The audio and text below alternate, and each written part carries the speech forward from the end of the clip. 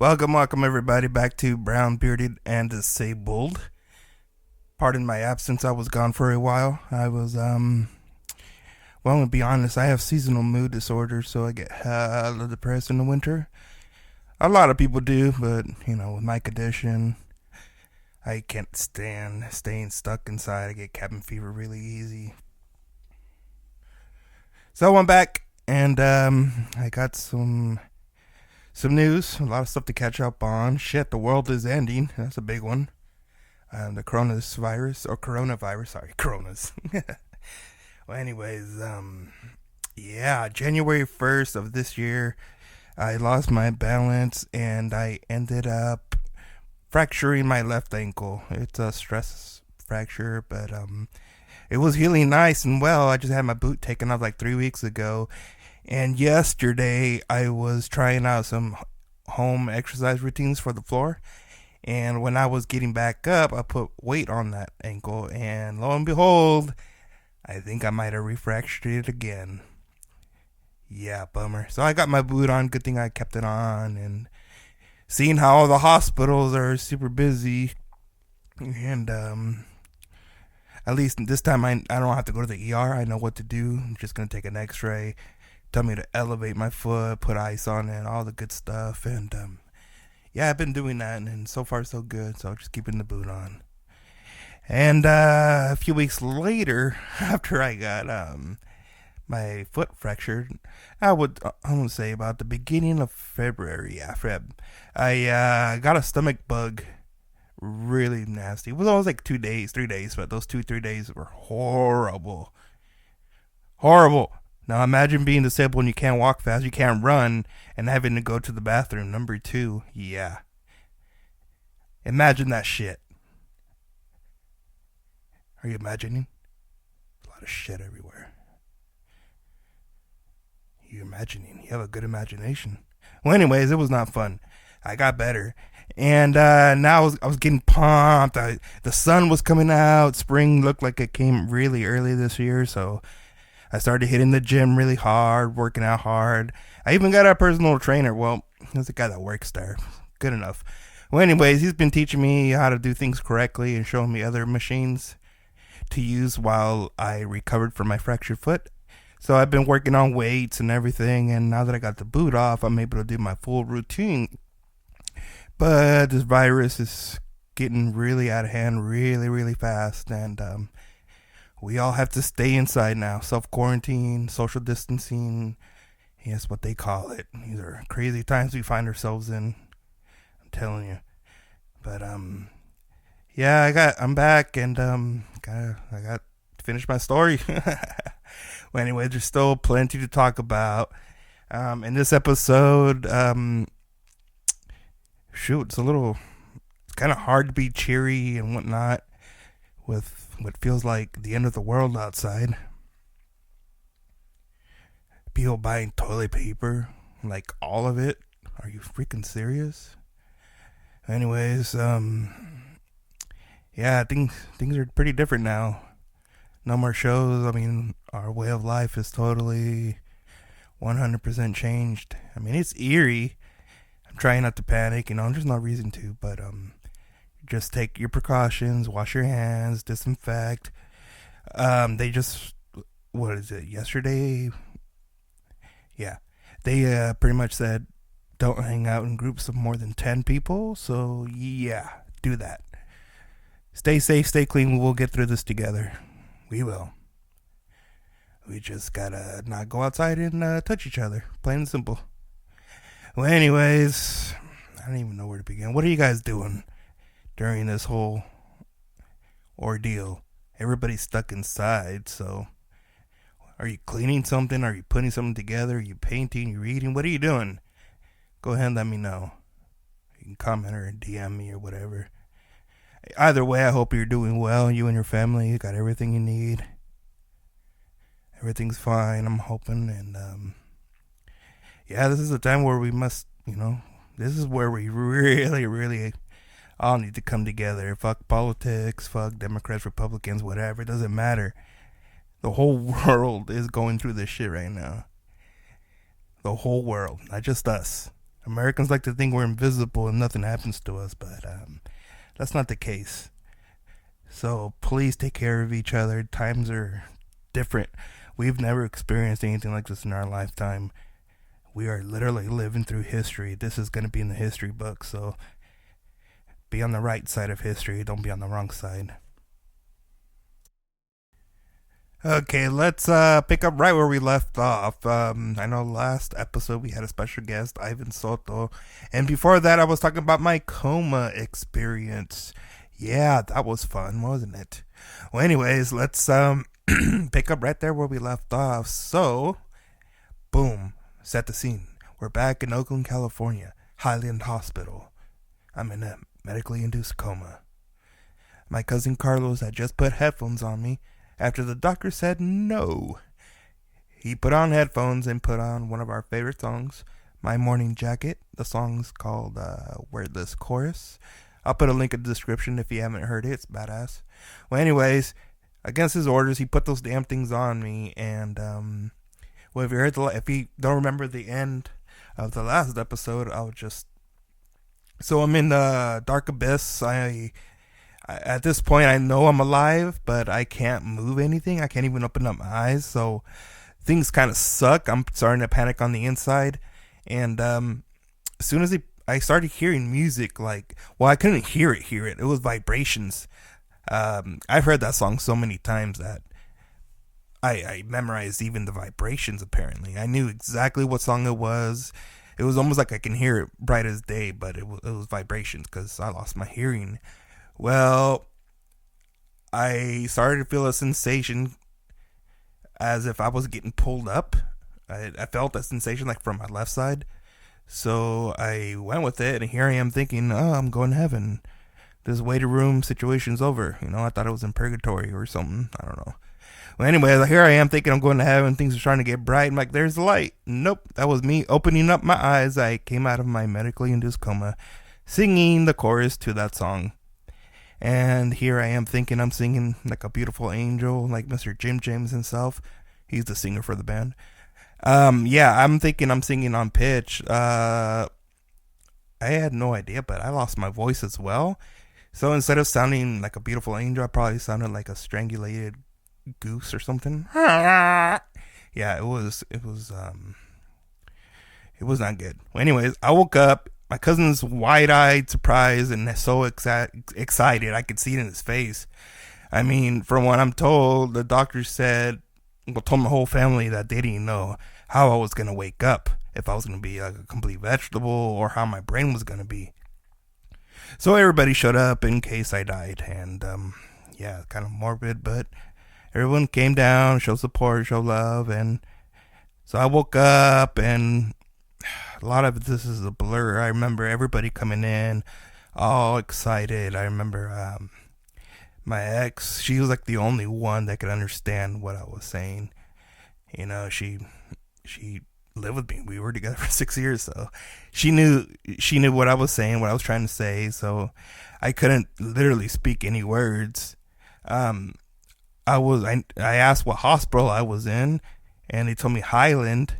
And Highland Hospital's kind of famous for being that stereotypical wild ass hospital you see in movies with people on fire and all that shit in the waiting room. Well, anyways, when I found out I was there, I started like, nope, no, get me out of here.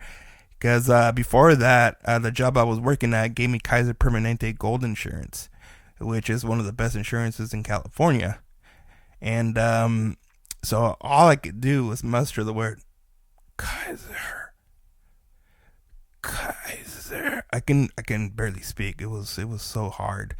But Amy was the only one that was able to hear and understand what I was saying. So she told the doctor that, that I wanted to get transferred over to Kaiser. That's where my insurance coverage was at. So it took a couple days or a day. I don't remember how long it took, but it took a little bit, and they finally transferred me over. So they got me all set up, got everything. I'm all pumped, but at the same time, I'm super sad because I can't move anything. Like, the reality and all the shit finally hit me. Like, oh, I'm disabled now. I'm like, never going to be the same. I thought I was a vegetable because I couldn't really move. Like, I have no control of anything. So, I mean, Yeah, it sucked. But I finally got transferred over to Kaiser Permanente. They sent me to a brand new hospital on 40th and MacArthur in not Berkeley, Oakland. It was a brand new hospital, was barely open, so everything was top notch. It was beautiful. I was there for a few weeks, and more stuff happened. Like every day, they had me hooked up, and they were drawing blood and injecting me. I looked like a freaking science experiment, just like Fat Wolverine, but without the claws or the adamantium. Well, anyways, yeah, imagine me in a hospital bed, plugged into everything you can imagine. I had a breathing tube up my nose, feeding tube down my throat. That shit sucked.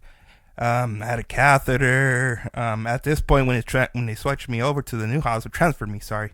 When they transferred to the new hospital, I haven't gone to the bathroom because I was in my coma and out of it. So I haven't made a bowel movement in like 2 weeks. So they literally had to give me an enema, which is the first time anyone has touched my butthole that I can remember. Well, anyways, yeah, that sucked. That was an exciting time, but it really wasn't. And after that, I was transferred over to a rehabilitational facility in Vallejo.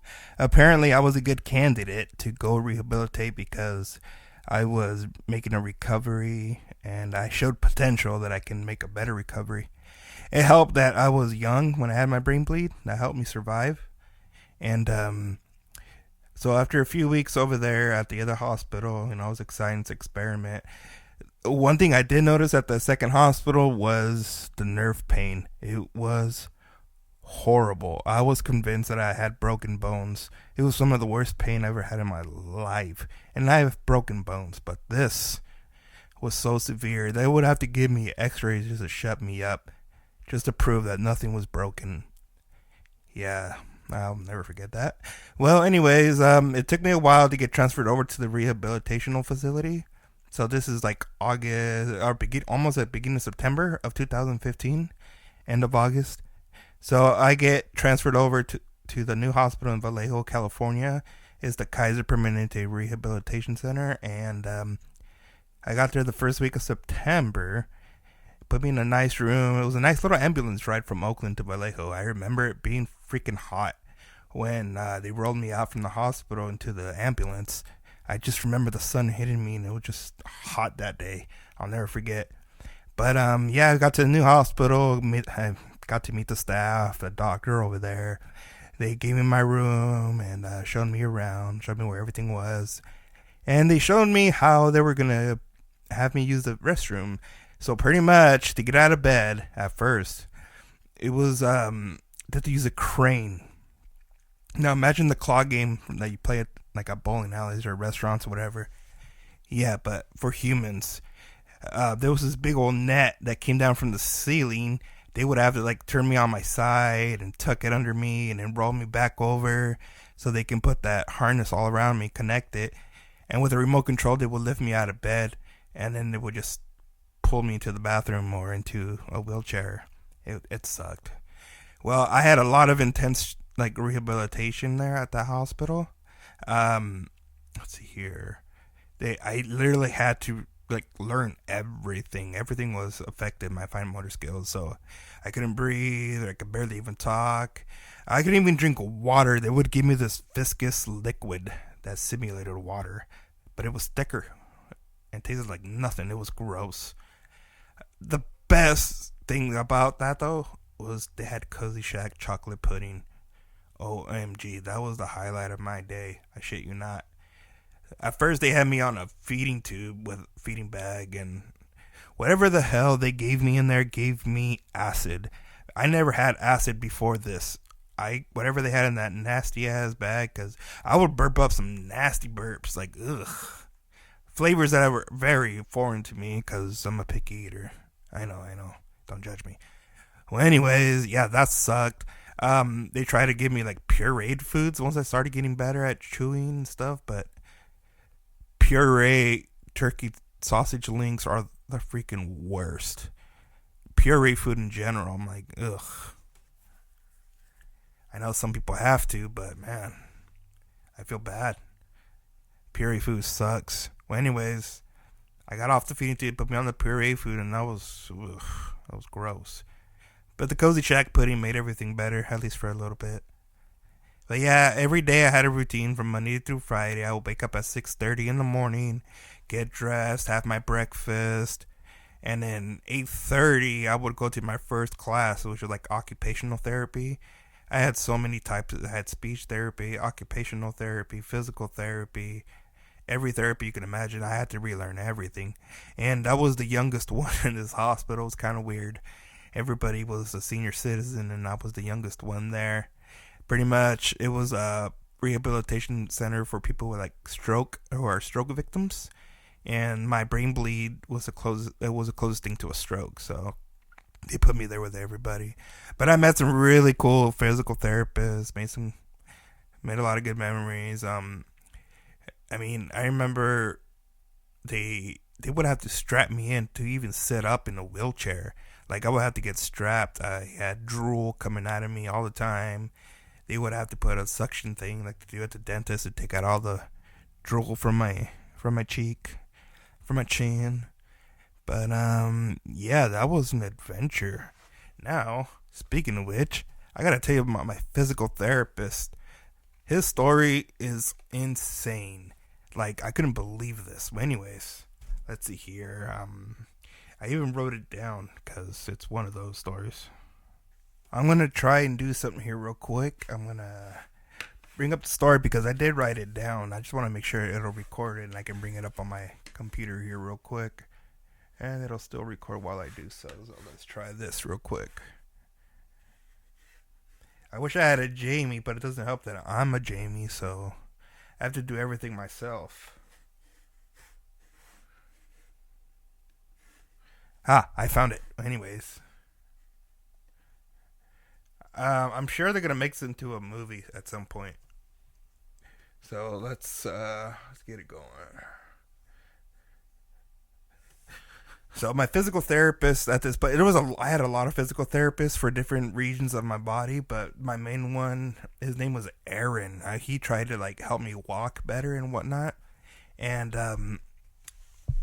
everybody in this physical therapy center was really good looking. Everybody, it was crazy. I think it was like intentional, maybe. It is California, but yeah, everybody was pretty good looking. Aaron, man, that guy was even dreamy, even for me. I looked at him like, damn, you're a physical therapist? Sheesh. Well, anyways, they were all good looking, okay? And my physical therapy was every single day. It was very intensive. And one day, Aaron just stopped coming. I was feeling progress. I was getting all pumped. I had different physical therapists, but with him, I felt results, and I was excited. So I definitely noticed when he didn't show up one day. So Aaron, let's see here. So Aaron was my physical therapist at Kaiser Permanente in Vallejo, California, and he was helping me learn all that stuff. And a normal day consisted, I already told you, I would wake up at 6, do all sorts of physical therapies and whatnot. But he stopped coming into work one day, and I remember, like, I was in my room at the end of the day, which is usually about 3:30 after I take a shower, after working all day, and so I get to my room. I'm finally laying down, ordered dinner. Dinner's not there, so I turn on the TV. I was watching the TV, I was flipping channels, and it was like 4 or 5. Waiting for dinner, and I turn on the TV, and he's on the TV. They're doing some sort of interview. My mom's like, "Isn't that Aaron?" So we turn it up, and he's being interviewed on local TV for something that happened to him and his wife. Now, let me tell you the story. His wife was kidnapped, and the city blamed them that they staged it. They didn't believe him. It was an insane kidnapping. So, I'll go tell you the news. So, him and his girlfriend, they were at home sleeping when a kidnapper, like, broke into their house. They tied him up. They drugged him. And they took her, and the kidnapper, his name was Matthew Mueller, some weird name. Well, anyways, he broke into the house, did all that, and he tied Aaron up and told him, "I have a camera on you, so don't even try to get up from here." And it was just so elaborate, all the things that they went through for this kidnapping. So elaborate that they didn't even, the Vallejo Police Department didn't even believe them. And they thought it was too outlandish, too insane. I mean, it was something straight out of a movie, straight up. The kidnapper told Aaron that he can't call the cops, that he wanted an $8,500 ransom, all this and that, and again, they didn't believe him.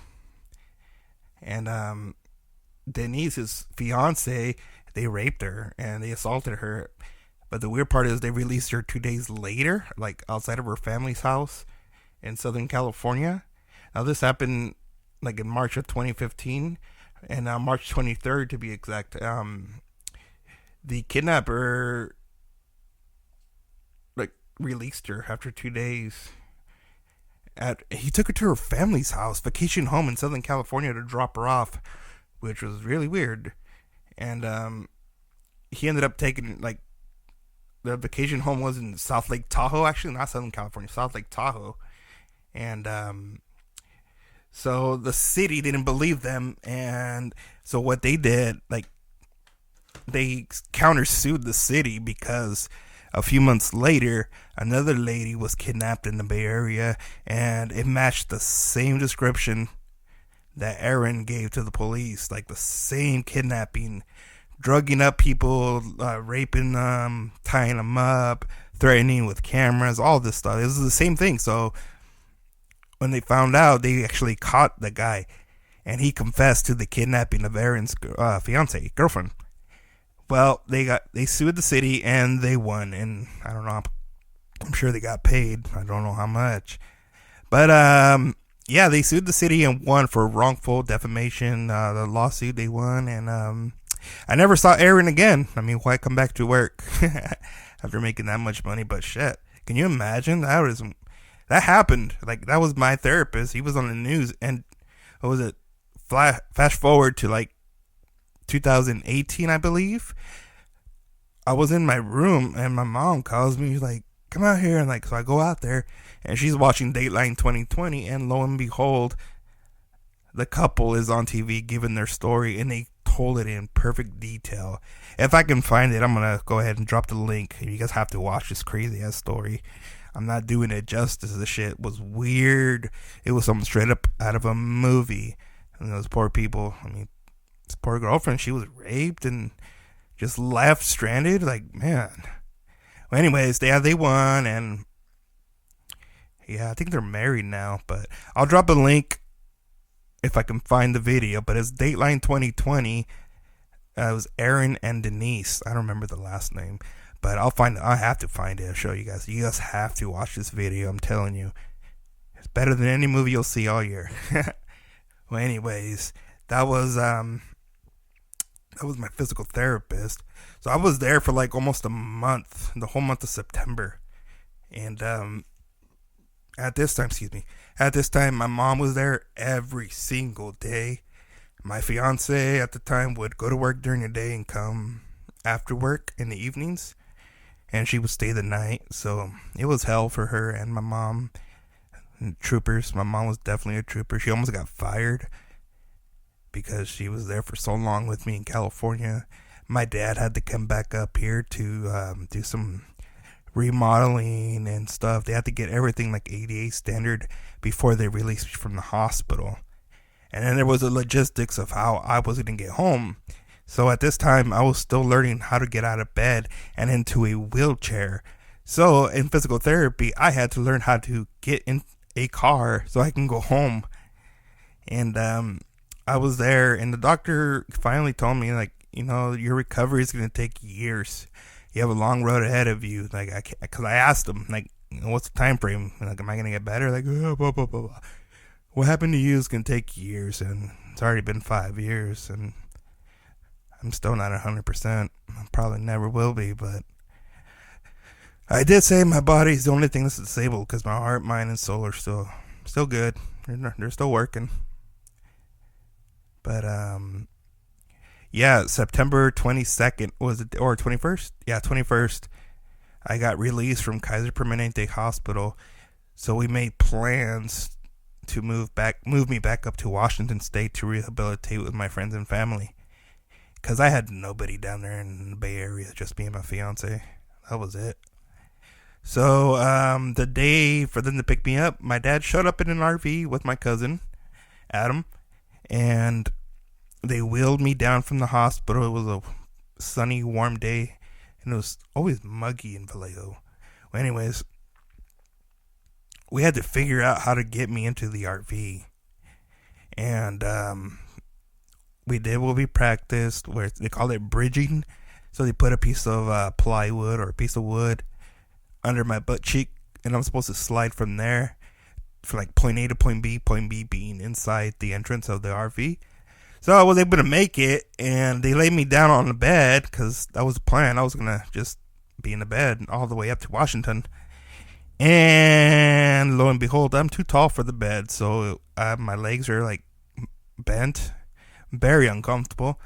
Long story short, I ended up sleeping in the middle of the RV on the floor the whole way up from Washington. Oh, and at this point, I was no longer, I was cathed.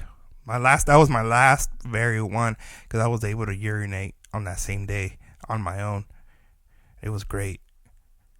I know my dad was praying for me to pee on my own, and that day his prayers came true, because that day was the last day I got cathed. That shit is not fun. If you haven't been cathed, I don't recommend it. Some people might pay for it and like it, but not this boy. I hated it. Well, anyways, so I came back home on September 22nd. Took our time, and thinking one nightmare ended, and didn't anticipate another nightmare would begin. So coming home, I started getting more anxiety and more depression.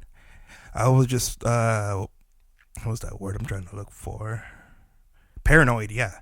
I was getting paranoid. I couldn't sleep for the first couple months. I just got so used to being hooked up to everything, so I was always monitored. And I had anxiety that the minute they took me off everything, I was going to die. There was nights where I'm like, I'm not going to wake up. Like, that was my anxiety. That was my life for the first few months. And those first few months sucked because I was alone. My ex-fiance stayed behind because she had gotten her dream job, and we kept telling her stay. And she eventually moved a few months later, and my dad and her dad went down to move her up and move my stuff and everything. And yeah, that was a trip. I was literally trying to go to sleep, and I couldn't. For 3 months, I was awake, and I had convinced myself that if I fall asleep, I was going to wake up. I wasn't going to wake up. I was just going to be dead. I almost said wake up dead. Can you believe that? Well, anyways. So, yeah, I've been home and been through a lot of adventures and whatnot. A lot of ups and downs since I've been back to Washington State. I've done a lot of things. I'm not going to name them all, but I'll name some.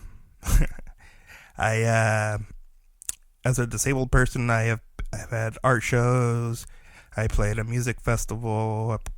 I actually played a couple concerts with my accordion because I still can't play guitar or any other instruments that require my left hand.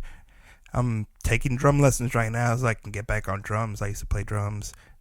But slowly but surely, I'm returning to my passions, like art and photography, and then music and nature, family, all that good stuff. So those are all the things that make me happy, that I hold dear. So it feels good to be back in the Pacific Northwest. My Rainier is like my favorite place in the world. So beautiful. I'm so glad I'm back and not that far away from it. I need to make a trip up there. But it's hard to get around, man. I have to depend on everybody all the time. Depending on for a ride is the worst. It's like being a teenager all over again. Your homie has a license and you don't. You're just stuck at home. And yeah. Well, nothing's impossible, just a lot harder. That's like my new philosophy that I adopted. Obviously, some things are impossible, but Not everything. Like, I'm still trying to learn how to fly. I'll get there one day. And I don't mean on an airplane. Well, anyways, I'm sure I could tap into the force one day. I'm still dreaming. I could just move things with my mind. But we'll get there one day. Yeah, so that's my story. Like, me coming back. And coming back, well, shoot, so much has happened. So my ex-fiance moved out in 2017. And my life has changed, like, dramatically. Like, for the past 5 years, I've been dealing with depression, PTSD, anxiety. I'm totally not the same person. I feel like a big part of me died when I had my brain bleed and I was reborn again. And yeah, so right now I'm literally learning everything all over again. Everything is therapy for me, you know, everything. So it's crazy. I don't know when I'll get back to normal. I still can't write yet. You know, I should be practicing more.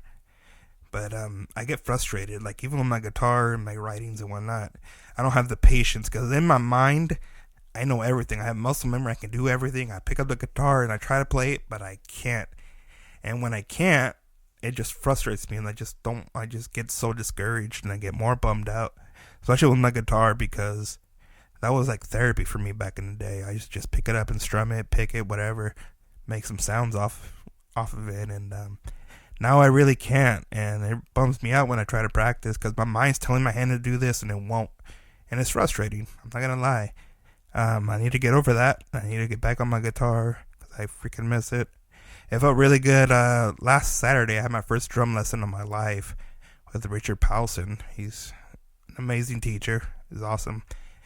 I was kind of nervous, man. I haven't been behind a kit in a long time, and it felt really good. I have way more control in my left arm. So my left side of my body was affected the most. It had like more nerve damage, if you will. So those who don't know.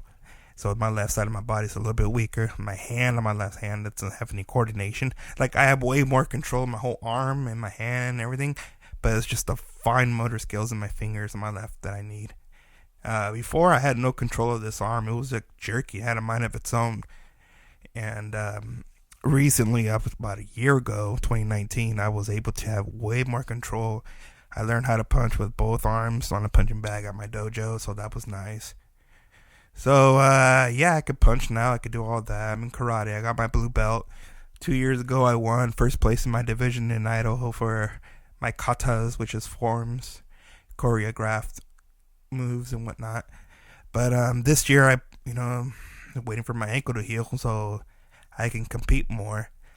This year, my dojo's gonna hold and host a competition, a tournament in August. So I do plan on competing. I'm gonna do self-defense, which is like choreographed fighting, and katas. So the choreographed fighting, my other cousin's gonna assist me. We've already kind of planned it. So it's pretty much going to be him attacking me and me defending myself. It's like an exhibition, it's kind of like a live movie, choreograph, doing moves. It's pretty cool. We've had some practice runs, and yeah, I have more power than I thought, and I hit him really hard in the face. I almost knocked him out. So we made a deal that from now on, when we train and practice, we're wearing full protective gear. Well, at least him. So if I hit him, it won't hurt as much. He needs to wear a helmet, a chest pad. I need to wear shin pads. Yeah, we get insane and rough. Well, because the thing is, my brother, my cousin, and I, when we were kids, we used to love katas. We would choreograph our fights all the time.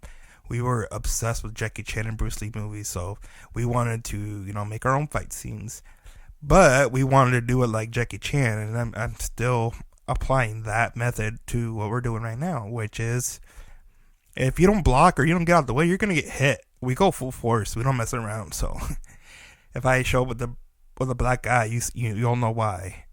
But yeah, that's how we train.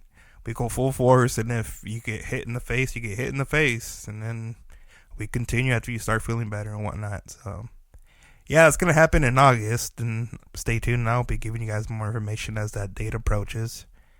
and whatnot. I had an art show, the Blue Show at Drew Boy Creative. One of my pieces was submitted and accepted as the Blue Show. Every year they have a colored show, and this year, because of the coronavirus, it was canceled. Everything has been canceled, and they're trying to reschedule it for July 3rd. I'm pretty happy with the piece I submitted. It's a refurbished frame with a picture of mine in it, and you're trying to get like an online display, which would be really cool. And if not, I'll wait till July 3rd. And this could be I'm actually really excited because it could be a bunch of cool art there. The Tri-Cities has a bunch of cool artists, so they got a bunch of submissions. I saw a bunch of stuff when I dropped off my piece, and I was really excited. There's one in particular, I don't know if I should describe it or not, but it's a pose of a... Alright, screw it, I'll just say it's a classic Yeti in a suit, all looking fly like a gentleman. It's a beautiful, beautiful portrait. I love it. Well, anyways, I saw that one. That was my favorite one. There's a ton of other great stuff there, but that one stuck out. And so I've been doing that and getting back into music. So this year I plan on doing things very different from last year. Last year I feel like I did more training and exercising. And this year, I definitely want to get out there more and be more independent. Go on trips for the weekend by myself. I want to challenge myself. I know it may not be safe. I might fall, but I'll get back up. I know how to fall.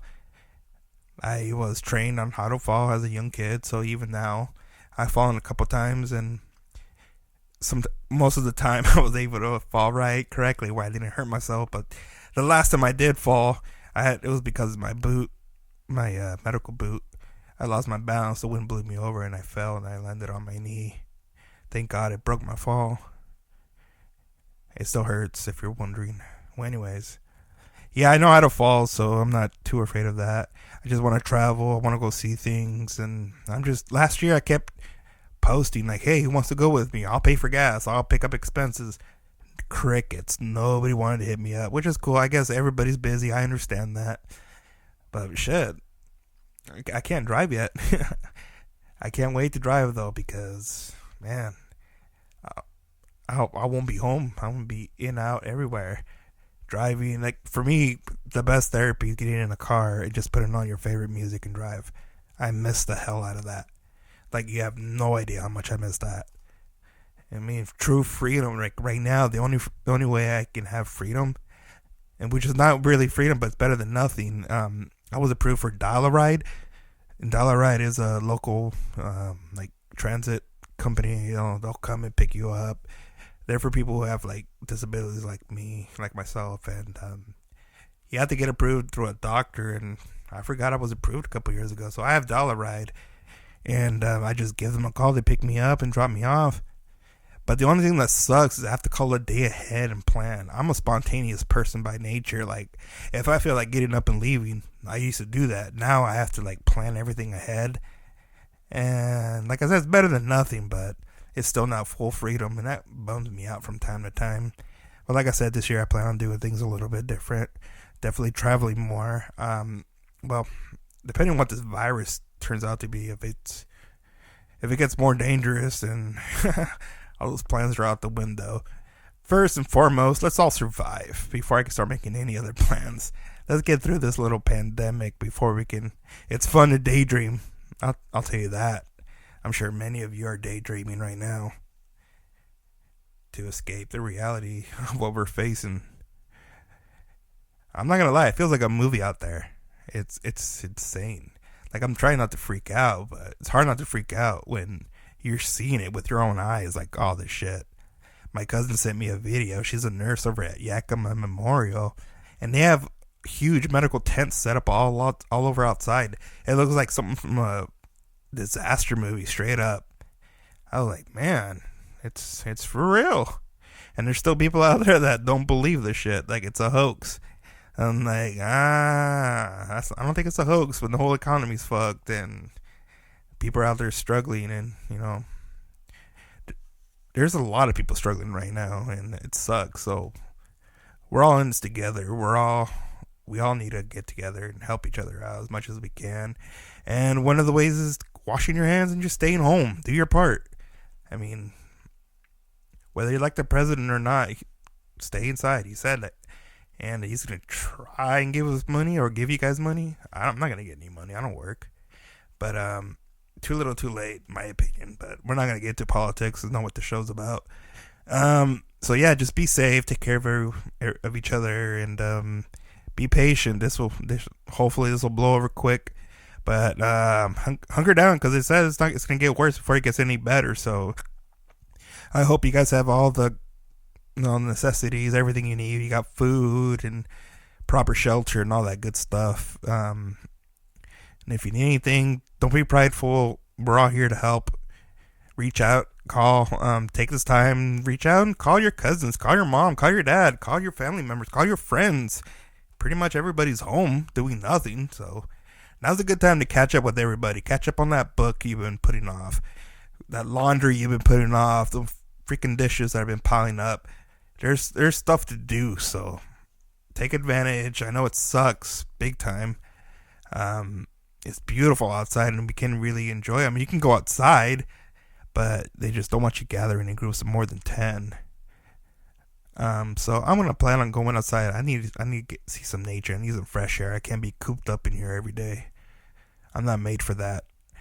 It's like Mark Wahlberg. I'm a peacock. You gotta let me fly. But yeah, we all know peacocks don't fly. Well, anyways, thank you everybody for tuning in. I'm sorry it took forever. I took a little hiatus. Yeah, a lot happened in the hiatus. Like I said, I had depression and all that. I went on a date with a teacher. She was cool. And she was really cool, actually. She had a really cool personality. And I liked her, but I don't know. I don't think anything's going to happen. Or did happen. I haven't heard from her. And then I did date. I dated a Mexican lady, and she only spoke Spanish. So that was a first for me. I never dated somebody that was from Mexico, like 100%. So it was a good challenge for my Spanish. But after a while, the true intentions came out. She pretty much wanted papers. Yeah, the classic story. So if there's guys out there who get hypnotized with a big butt and smile, be careful. They probably just want your papers. Or toilet paper in this situation, since we're all buying toilet paper right now. Well, anyways, so yeah, I just been concentrating on me and rehabilitating. Finally got this boot taken off my foot. Now it's broken again, or fractured. Hurts like hell. But hanging in there, trying to work on some music while I'm in here. It's hard to do my art or take pictures because, it's hard to go outside. But I think I'm going to get my camera out and I'm going to start taking drives around in certain places where it's empty. Take advantage. I have a lot of black and white film, so I'll be wearing a mask, so don't think I'm going to be out there spraying diseases and whatnot. I'm still doing my part. I'm still staying inside, staying away from everything. My old band, Get 'em Tiger, is going to come over this weekend, and they're going to perform live. I'm going to transmit live for them. So they'll be doing a live performance for you guys. That'll be this weekend. I don't know if it's Saturday or Sunday. And, I don't even know what day it is. Let me see. So it is March 18th. So March 21st or 22nd, Get 'em Tiger will be live from here in my room. So you don't want to miss that. And again, I can't stress this enough. Be safe out there. Take precautions. We will get through this. Have faith if you believe in faith. Have hope if you believe in hope. Just try not to think too negatively in the situation. I know it's tough, but we have to stay positive as much as we can. We got to be there for each other. Our parents and the little kids need us. You millennials, do your part. Quit hanging out at beaches on spring break. Go the fuck inside. Are you serious? You're going to get more than herpes out there. Goodness gracious. So yeah, do your part. Be responsible. Be safe. And I'll be back with episode 6, I believe. And we'll keep it going. I do have an interview with Sergio Hernandez of Get 'em Tiger that we did. It was the end of December, so it's like an end of year review. The next episode, I'm going to go ahead and put that interview in there so you guys can hear it. It hasn't been released yet, so it's time. But again, thank you everybody for tuning in during this crazy crisis. Thank you for listening. We're going to get through this, guys. Remember that. And if you need help, give me a call. If you need to talk to somebody, give me a call. Hell, I'm retired. I don't do anything. But yeah, amor y paz.